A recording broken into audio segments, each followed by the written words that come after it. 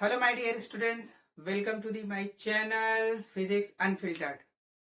तो आज हम फिजिक्स के एक ऐसे टॉपिक के बारे में बात करने वाले हैं, एक ऐसे पेपर के बारे में बात करने वाले हैं जो कि फिजिक्स के एग्जाम में, किसी भी टाइप के कॉम्पिटिटिव एग्जाम को बहुत ही ज्यादा इंपॉर्टेंट टॉपिक है। वो उससे बहुत सारे क्वेश्चंस आते हैं। कई बार स्टूडेंट्स को उसमें बहुत ही डिफिकल्टी महसूस होती है कि ये क्वेश्चन कैसे करना है, रिवाइज नहीं कर पाते हैं।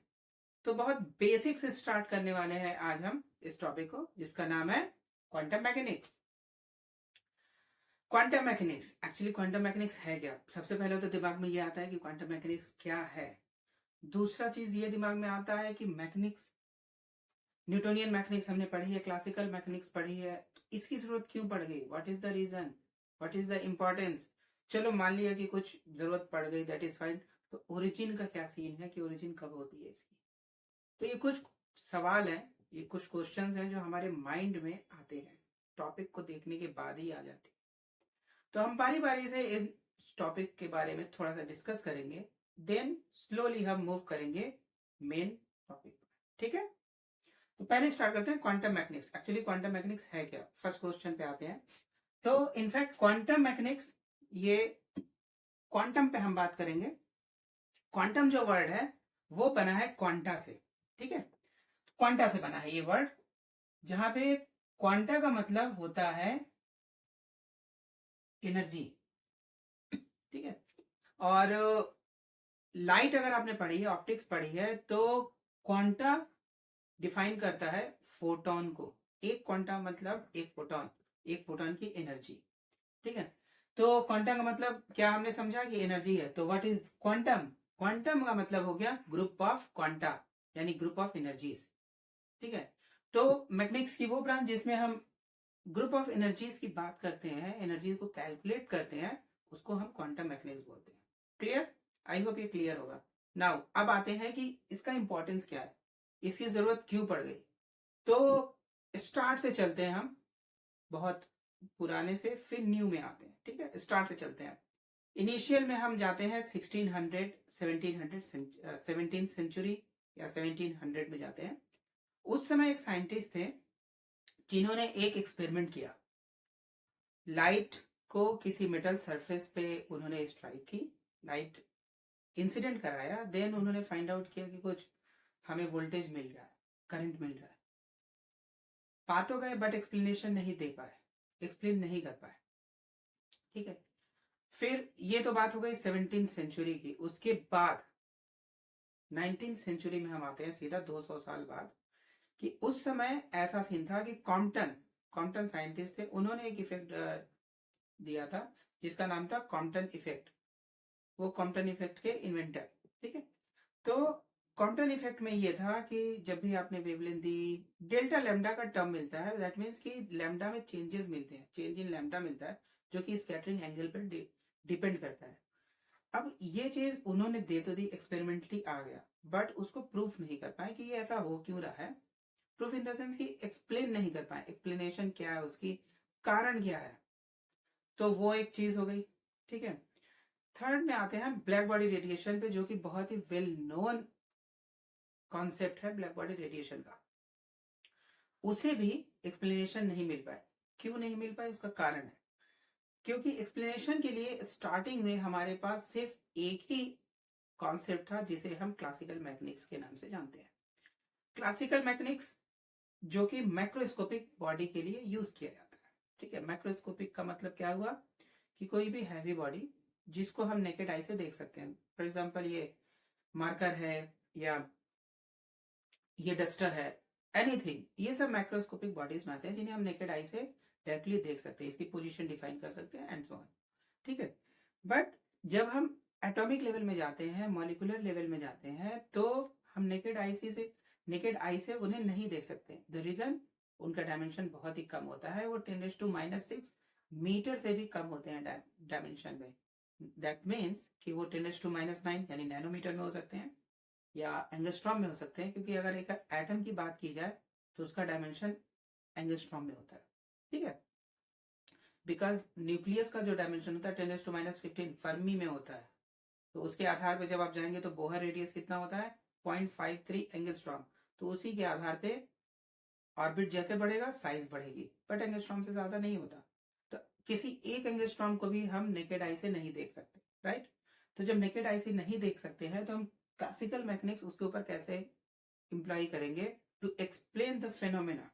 तो उस चक्कर में जो क्वांटम इफेक्ट हो गया या ब्लैक बॉडी रेडिएशन हो गया, ये सब फेल हो गए, ये एक्सप्लेन नहीं हो पाई। तो 19th सेंचुरी में ही एक साइंटिस्ट ने एक थ्योरी दी।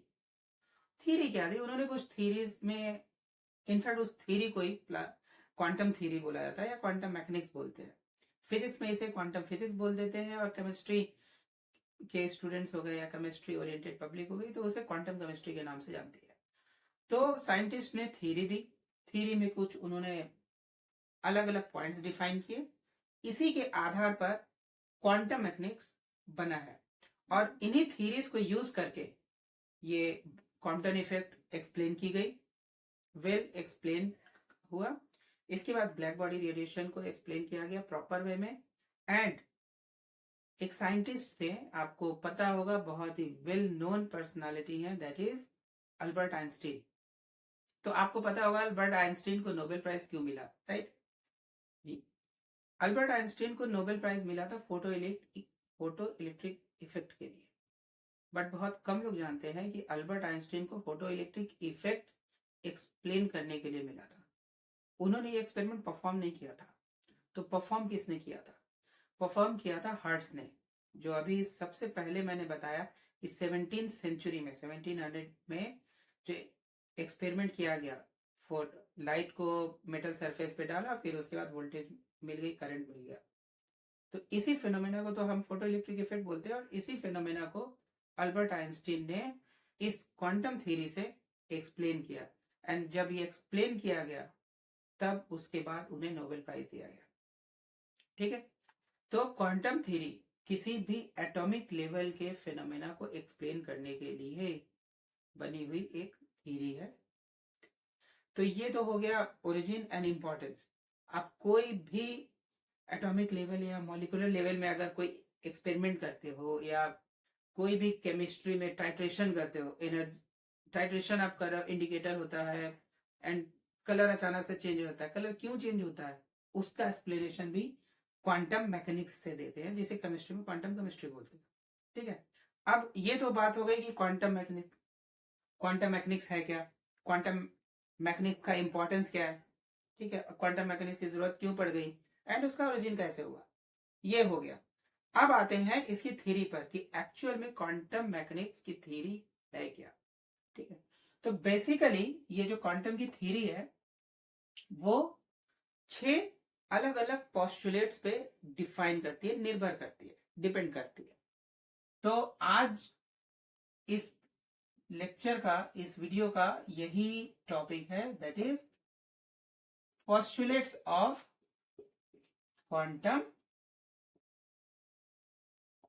मैकेनिक्स। ठीक है, मैं मैकेनिक्स लिख रहा हूं, केमिस्ट्री के स्टूडेंट्स चाहे तो वो क्वांटम केमिस्ट्री लिख सकते हैं यहाँ पे, देयर इज नो इशू, क्योंकि कॉन्सेप्ट तो नहीं बदलेगा ना, टॉपिक का बदल तो दैट इज फैन, कॉन्सेप्ट नहीं बदलेगा कभी। तो है क्या, so there are total 6 postulates. सबसे पहले तो ये जानने की बात है। अब इसके बाद आता है कि ये 6 पोस्टुलेट्स है क्या। ठीक है, क्योंकि पूरा का पूरा क्वांटम मैकेनिक्स इसी पर बेस्ड है, इन्हीं 6 पोस्टुलेट्स पे बेस्ड है। अगर ये चीज आपको समझ में आ गई तो आपका काफी काम आसान हो जाएगा। ठीक है, आज की वीडियो में हम जो जानेंगे वो यही जानेंगे कि क्वांटम मैकेनिक्स के पोस्टुलेट्स हैं क्या क्या। उसके बाद हर वीडियो में हम अलग अलग पोस्टुलेट्स को प्रॉपरली एक्सप्लेन करेंगे और प्रॉपरली उसे समझेंगे, उसके ऊपर न्यूमेरिकल्स भी करेंगे। ठीक है, तो पहला पोस्टुलेट आता है वेव फंक्शन का। वेव फंक्शन का वेव फंक्शन, पहले इसके सिंबल की बात करते हैं। वेव फंक्शन का एक स्टैंडर्ड सिंबल है जिसे हम साई से डिफाइन करते हैं। ठीक है, आपको अगर ना याद हो तो बस ये याद कर लीजिए, शिव जी का त्रिशूल का स्ट्रक्चर ही वेव फंक्शन डिफाइन करता है। खत्म। एंड ये स्टेटमेंट मेरी नहीं है, ये स्टेटमेंट एच.सी. वर्मा सर की बुक में उन्होंने लिखा हुआ है कि त्रिशूल like structure is the symbol of wave function. ठीक है, तो हम बात करते हैं वेव फंक्शन की। ये पहला पोस्टुलेट था, वेव फंक्शन होता क्या है। तो बहुत सिंपल चीज है, जस्ट अगर हम थोड़ा सा बैक जाए अपने इसी वीडियो में, थोड़ा सा बैक जाए, तो हमने बात की थी अभी क्लासिकल मैकेनिक्स की। तो क्लासिकल मैकेनिक्स एक्चुअली बेस किस पर है, किस पे बेस्ड है, उसमें क्या करते हैं। तो हमें सबसे पहले क्लासिकल मैकेनिक्स में चाहिए क्या होता है, पोजीशन। लेट्स से ये एक बॉडी है, माइक्रोस्कोपिक बॉडी, और इस समय इसकी पोजीशन है एक्स वाई जेड, तीनों एक्सिस में, ये स्पेस में है, ये पोजीशन मिल गई। अब यहाँ पे ये था, ठीक है, ये इसकी ओरिजिन है। सर्टेन टाइम बाद ये यहाँ पे आ गई, फाइन। तो यहां से इस हैंड से लेके इसकी डिस्टेंस लेट्स से कि 15 सेंटीमीटर है, और ये 15 सेंटीमीटर कवर करने में उसे केवल 2 सेकंड लगे हैं, राइट। तो अगर हमें पोजीशन पता है, पोजीशन अगर स्पेस में हम बात कर रहे हैं, एक्स वाई जेड की बात कर रहे हैं, तो उसे डिफाइन करेंगे हम पोजीशन वेक्टर आर से।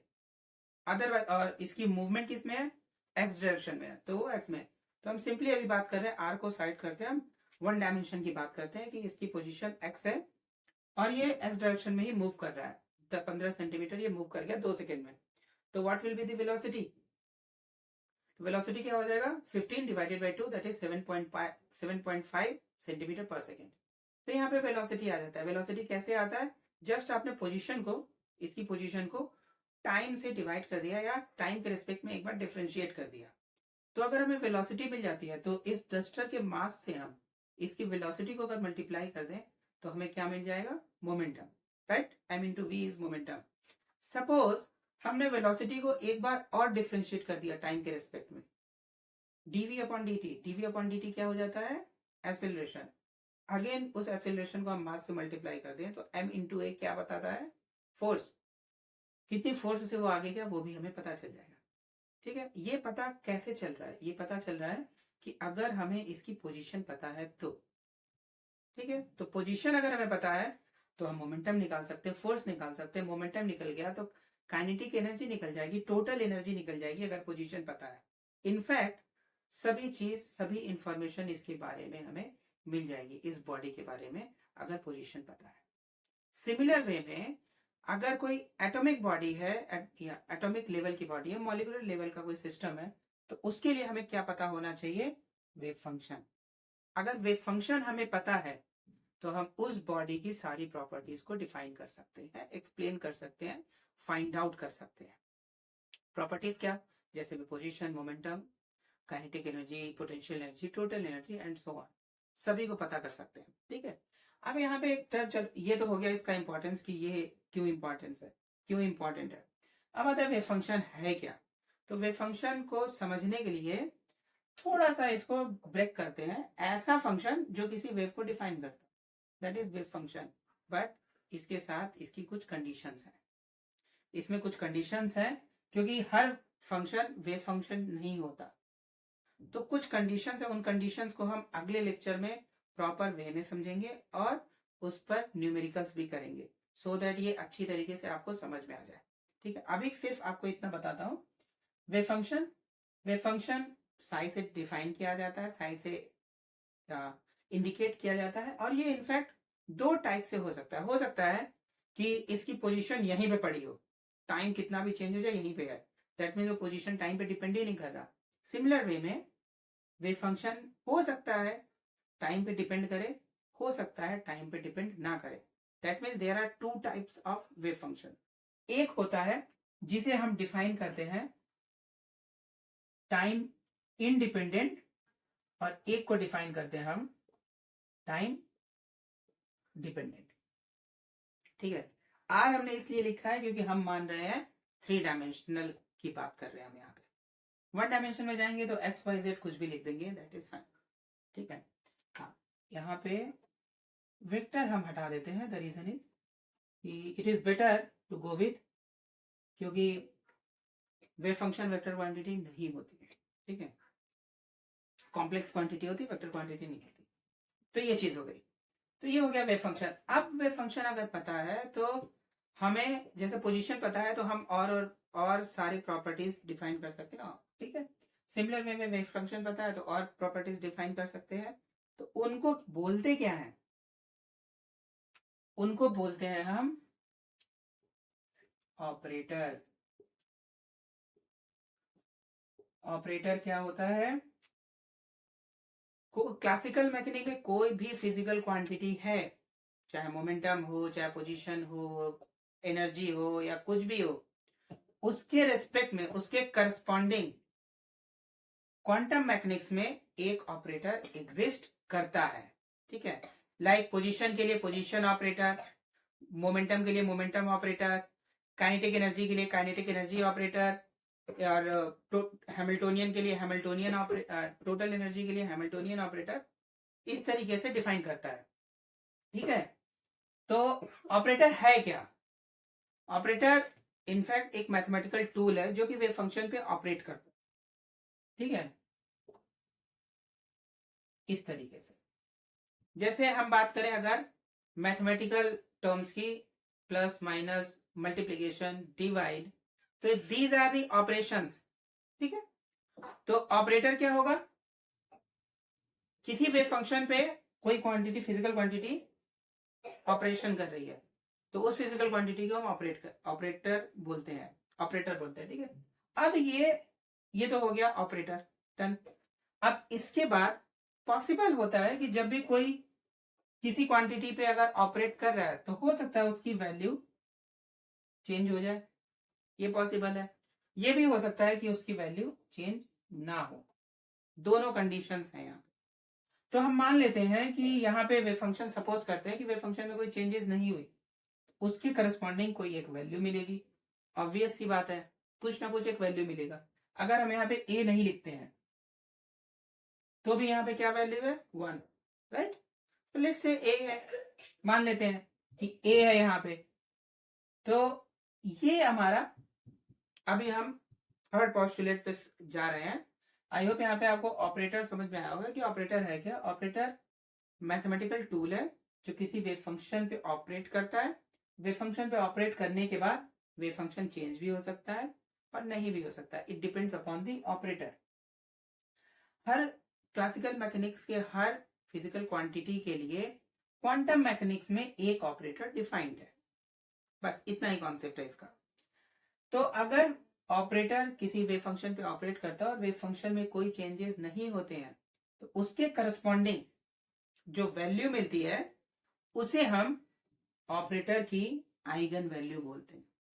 फिर से रिपीट करता हूं, जब भी कोई ऑपरेटर किसी वेव फंक्शन पे ऑपरेट करता है एंड वेव फंक्शन में अगर कोई चेंजेस नहीं होते हैं, ठीक है, तो वेव फंक्शन के करस्पॉन्डिंग हमें एक वेव फंक्शन के करस्पॉन्डिंग हमें जो वैल्यू मिलती है for the operator, that is known as eigen value of this operator. और यही इस थ्योरी का थर्ड पोस्टुलेट है जिसे हम बोलते हैं कॉन्सेप्ट ऑफ आइगन वैल्यू,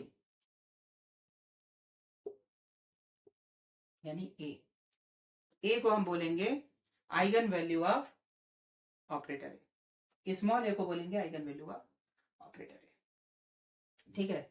अब आइगन वैल्यू को क्या बोलते हैं? That is energy value. In fact eigen का मतलब एनर्जी। तो एनर्जी हर जगह पे अलग अलग हो सकती है, that is possible, depending upon position, depending upon उसका मूवमेंट, ये पॉसिबल हो सकता है। तो उस केस में हम कैसे कैलकुलेट करें कि उस फंक्शन का, उस एटॉमिक सिस्टम या मॉलिक्यूलर सिस्टम की एनर्जी है क्या? तो ज्यादा कुछ नहीं करना होता, हम ले लेते हैं उसका एवरेज। और यही हमारा इस थ्योरी का चौथा पोस्टुलेट है जिसे हम बोलते हैं एक्सपेक्टेशन वैल्यू, ठीक है। एक्सपेक्टेशन वैल्यू का मतलब होता है एवरेज वैल्यू। एवरेज निकाल लीजिए, आपको एक्सपेक्टेशन वैल्यू मिल जाएगी। तो ये होता है हमारा चौथा पोस्टुलेट। अब ये सब तो निकाल लिया, दैट इज फाइन, सब चीजें हो गई। बट अब फाइंड आउट कैसे कर रहे हो, क्या कर रहे हो, तो उसके लिए हमारे पास जो बहुत इंपॉर्टेंट चीज है, जो फिफ्थ पोस्टुलेट है, बिना उसके तो सॉल्व होना ही नहीं है, दैट इज नॉट पॉसिबल। क्यों? क्योंकि वेव फंक्शन जैसे हमारे पास दो टाइप की है, एक है डिपेंड अपॉन आर एंड एक है depending upon R and T. तो wave function independent of time, wave function dependent on time. इसी तरीके से हमारे पास जो इक्वेशन है जिसे हम बोलते हैं Schrodinger equation, Schrodinger wave equation, ठीक है। तो श्रोडिंगर के भी दो इक्वेशंस होती हैं, एक को बोलते हैं हम टाइम डिपेंडेंट और एक को बोलते हैं टाइम इंडिपेंडेंट। टाइम इंडिपेंडेंट में बहुत इश्यू नहीं आता, लेकिन जो फिफ्थ पोस्टुलेट है वो हमारा है टाइम डिपेंडेंट श्रोडिंगर इक्वेशन, ठीक है। Normally time independent Schrodinger equation क्या होता है? Time independent Schrodinger equation define करता है इससे, H psi is equal to E psi, जहां एच है हैमिल्टोनियन ऑपरेटर जिसे टोटल एनर्जी ऑपरेटर बोलते हैं, और ई है इस एच की आइगन वैल्यू। ये है time independent wave, time independent Schrodinger equation. तो टाइम डिपेंडेंट श्रोडिंगर इक्वेशन क्या होता है? तो लेफ्ट साइड तो एज इट इज रहेगी, राइट साइड में थोड़ा सा चेंज हो जाता है, ठीक है। तो यहाँ पे चूंकि टाइम का टर्म आ गया तो हम इसीलिए बोलते हैं इसे time dependent Schrodinger equation. Even अगर दोनों को आप कंपेयर करोगे तो ई की वैल्यू आई एच का डेल अपॉन डेल टी मिलती है, ठीक है। But anyway this is the fifth postulate of quantum mechanics. अब ये पांच तो हो गए, इसके बाद क्या? इसके बाद क्या है? तो इसके बाद बहुत ही इंपॉर्टेंट टॉपिक है जिसे हम बोलते हैं एसिमेट्रिक वेव फंक्शन का टॉपिक, या concept of asymmetric wave function, या definition of asymmetric wave function. तो हम नॉर्मल जाते हैं सिक्स्थ पोस्टुलेट में, एसिमेट्रिक वेव फंक्शन, ठीक है। इसमें चलते हैं, ये क्या है? तो जो हमने जितना यहां तक कैलकुलेट किया, अगर वेव फंक्शन सिमेट्रिक है तो कोई इश्यू नहीं आती, किसी भी प्रॉब्लम में कभी नहीं आती, ठीक है। नॉर्मल वेव, आपने अब वेव की हम बात कर रहे हैं तो दिमाग में आपके sound wave, electromagnetic wave, in fact ये सब चीजें आएंगी, इसके अलावा तो नहीं आएगी। बट वेव का एक फॉर्म होता है, साइन वेव, कॉस वेव, यानी कोसाइन वेव जिसे बोलते हैं, ये वेव्स के फॉर्म है। तो अगर हम बात करें, ठीक है, तो ये एक साइन वेव है, जस्ट हम आपको समझाने की कोशिश करते हैं यहाँ पे,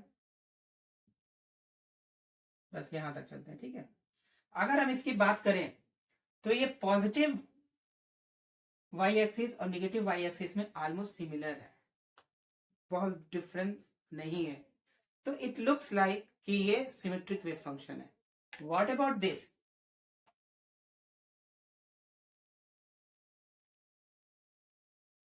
इस टाइप से है, देन नेगेटिव में कुछ भी नहीं है, केवल पॉजिटिव में है, देन इसको क्या बोलोगे? तो ये आप कह सकते हो कि बस एसिमेट्रिक है। ये जस्ट एग्जांपल है, मैं ये नहीं बोल रहा कि ये सिमेट्रिक एसिमेट्रिक है, आपको समझाने के लिए। अगर एक्सिस के दोनों साइड बराबर वैल्यूज हैं तो आप बोलो सिमेट्रिक है, नहीं है तो बोलो एसिमेट्रिक है, जस्ट समझाने के लिए है। इसकी एक्चुअल डेफिनेशन हम जब इस टॉपिक पे जाएंगे तब बताएंगे आपको, अभी आपको समझाने के लिए केवल ये चीज बोली है। आप इसको सोचना नहीं कि सर ने ऐसे बताया तो यही चीज है, ऐसा बिल्कुल नहीं है। तो छठा पॉस्टुलेट है हमारा एसिमेट्रिक वेव फंक्शन का। इसका कॉन्सेप्ट आता कहाँ है, कहाँ पे जरूरत पड़ती है? तो इसका कॉन्सेप्ट आता है तब जब पाउली ने अपना एक्सक्लूजन प्रिंसिपल दिया था। तो अब तो आप बोलोगे कि भाई आप तो पता नहीं कहाँ कहाँ चले जा रहे हो, कभी आइंस्टीन पे चले गए, फोटो इलेक्ट्रिक इफेक्ट पे चले गए, कॉम्पटन पे चले गए, अब पाउलीज पे आ गए।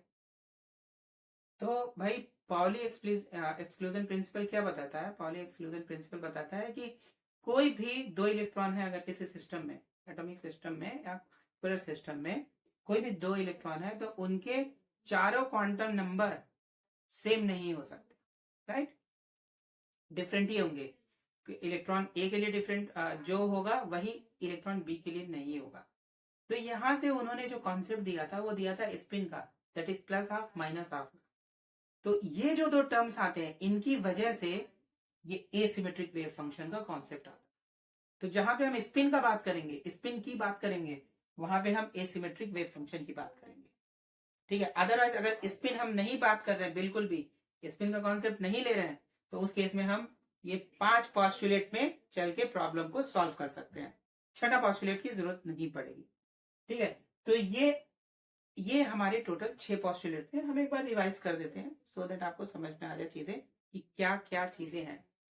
तो पहला पॉस्टुलेट आता है जो कि वेव फंक्शन को डिफाइन करता है कि वेव फंक्शन है क्या, कैसे इसको यूटिलाइज किया जा सकता है, इससे काम लिया जा सकता है। सेकेंड पॉस्टुलेट आता है ऑपरेटर का, वेव फंक्शन पे ऑपरेट करता है, ऑपरेटर होता क्या है। फिर आता है आइगन वैल्यू का, ऑपरेटर, हर ऑपरेटर के करस्पॉन्डिंग एक आइगन वैल्यू होती है। चौथा आता है एक्सपेक्टेशन वैल्यू के लिए, यानी एवरेज वैल्यू कैसे कैलकुलेट करना है उसके लिए। पांचवा पॉस्टुलेट आता है श्रोडिंगर टाइम इंडिपेंडेंट का नहीं, टाइम डिपेंडेंट का कॉन्सेप्ट आता है, Schrodinger time dependent wave equation, तो उसका कॉन्सेप्ट आता है। एंड लास्ट में आता है जो, वो आता है एसिमेट्रिक वेव फंक्शन का, जहां पे स्पिन का कॉन्सेप्ट आता है। तो ये आज के लिए ये टॉपिक था, समझने के लिए ये पॉस्टुलेट है क्या, क्वांटम मैकेनिक्स के पॉस्टुलेट्स है क्या। आई होप आपको ये समझ में आया होगा, ठीक है। इसके लिए ये किसी बुक में इस तरीके से इनफैक्ट नहीं दिया हुआ है, किसी भी बुक में। जस्ट अगर आपको बुक में पढ़ना है, अच्छे से पढ़ना है, तो उसमें प्रॉपर वे में बुक में दिया होगा, बहुत बड़े बड़े टॉपिक्स हैं। ये जस्ट एक शॉर्ट फॉर्मुलेशन हमने किया है सो दैट आपको समझ में आएगी अलग अलग पॉस्टुलेट्स में क्या क्या बोला गया है, उसके लिए ये डिफाइन किया गया है, ठीक है। अब जो मैंने बात की बुक की, तो इनफैक्ट आपको ये भी जानना जरूरी है कि बुक कौन सी पढ़ी जाए। तो जैसे मैंने स्टार्टिंग में बोला, त्रिशूल लैगी स्ट्रक्चर, ठीक है। तो एच.सी. वर्मा सर की एक बुक आती है क्वांटम फिजिक्स की, that is very basic book और बहुत ही अच्छी बुक है, तो आप उससे पढ़ सकते हो। अगर आपको क्वांटम कुछ भी नहीं आती, गो फॉर इट, बाई करिए, पढ़िए, उसमें न्यूमेरिकल्स भी बहुत अच्छे अच्छे दिए हुए हैं, काफी अच्छे अच्छे कई तरीके के न्यूमेरिकल्स दिए हैं, और कॉन्सेप्ट के लिए वो बुक बहुत अच्छी है, ठीक है। दूसरी बुक आती है, अगर आप फिजिक्स में ही कॉम्पिटेटिव एग्जाम दे रहे हो, नेट गेट या जेस्ट का एग्जाम देना चाहते हो, तो उसमें जो बुक आपको इनफैक्ट हेल्प कर सकता है वो है जेटिली की, ठीक है। जेटिली की बुक हेल्प कर सकती है, क्योंकि उसमें न्यूमेरिकल्स बहुत सारे हैं, कॉन्सेप्ट तो है ही, साथ में न्यूमेरिकल्स भी बहुत सारे हैं, ठीक। तो ये दो बुक्स हो गई आपको बेसिक कॉम्पिटेटिव एग्जाम्स के लिए। लेकिन अगर आप बहुत हाई फाई जाना चाहते हो, मतलब यूपीएससी के एग्जाम दे रहे हो या पीएससी का एग्जाम में फिजिक्स लेकर पढ़ रहे हो, तो उसमें आपको ग्रिफिथ की बुक, लिप्शिफ की बुक, इन लोगों की बुक की जरूरत पड़ेगी। इवन लिवाइन की बुक आती है, ठीक है, लिवाइन की बुक आती है क्वांटम केमिस्ट्री की, वो बुक आती है, वो बुक बहुत अच्छी है। इसके अलावा थोड़ा सा कॉन्सेप्ट में मैथमेटिकल फॉर्मुलेशन के साथ जाना चाहते हैं, तो मैकुरे की बुक आती है, वो भी काफी अच्छी बुक है, उसमें क्वेश्चंस अच्छे अच्छे दिए हैं, कम क्वेश्चन दिए हैं बट अच्छे दिए हैं। वो बुक इनफैक्ट क्वांटम केमिस्ट्री को बेस्ड है, but it is a good book, ठीक है। तो तो आज के लिए बस इतना ही, ठीक है। आई होप कि आपको ये वीडियो अच्छी लगी होगी, राइट। तो अगर आपको ये वीडियो अच्छी लगी हो, तो प्लीज हमारे चैनल को सब्सक्राइब कर लीजिए, फिजिक्स अनफिल्टर्ड, इसे सब्सक्राइब कर लीजिए, एंड इस वीडियो को लाइक कर लीजिए, शेयर करिए, और अगर आप इससे बेनिफिट ले रहे हो, तो please recommend to your friends also, so that उन्हें भी बेनिफिट मिले, ठीक है। अपने पास तक ही केवल इसे लिमिट नहीं करना है, शेयर करना है, क्योंकि नॉलेज बांटने से बढ़ता है, कम नहीं होता। देन गो फॉर इट, ठीक है। तो आज के लिए बस इतना ही। अगले लेक्चर में हम वेव फंक्शन की बात करेंगे, वेव फंक्शन की डेफिनेशन समझेंगे, न्यूमेरिकल्स करेंगे।